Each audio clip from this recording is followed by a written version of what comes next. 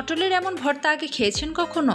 ধরুন জ্বর জ্বর ভাব, ঠান্ডা লেগেছে, একদম কাহিল অবস্থা, মুখে কোনো স্বাদ নেই, তাহলে ঝটপট খুব সহজে এই ভর্তাটা আপনি করে খেয়ে দেখুন।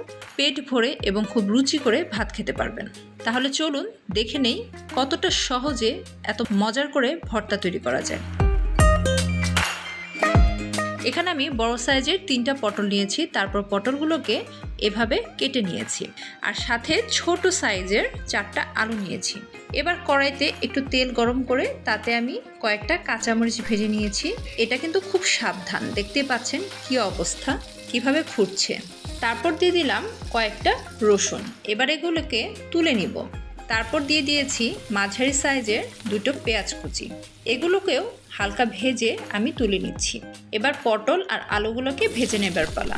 পানি দেওয়ার কোনো প্রয়োজন নেই, অল্প আছে ঢেকে সাথে একটু লবণ দিয়ে আপনি এভাবেই সেদ্ধ করে নিতে পারবেন। দেখুন আমার এগুলো ভাজা হয়ে গেছে, হালকা একটু পোড়া পোড়া হয়েছে, এতেই আরও বেশি ভালো লাগবে। পেঁয়াজ মরিচগুলো মাখানোর জন্য সামান্য একটু লবণ নিয়ে নিয়েছি। এগুলোকে এবার খুব ভালো করে মিশিয়ে নিব। আলু পটল দিয়ে মাখিয়ে নিলে ব্যাস তৈরি হয়ে গেল জিভে জল আসা মজাদার পটল ভর্তা। একবার ট্রাই করেই দেখুন, আমার বিশ্বাস আপনার ভালো লাগবেই লাগবে।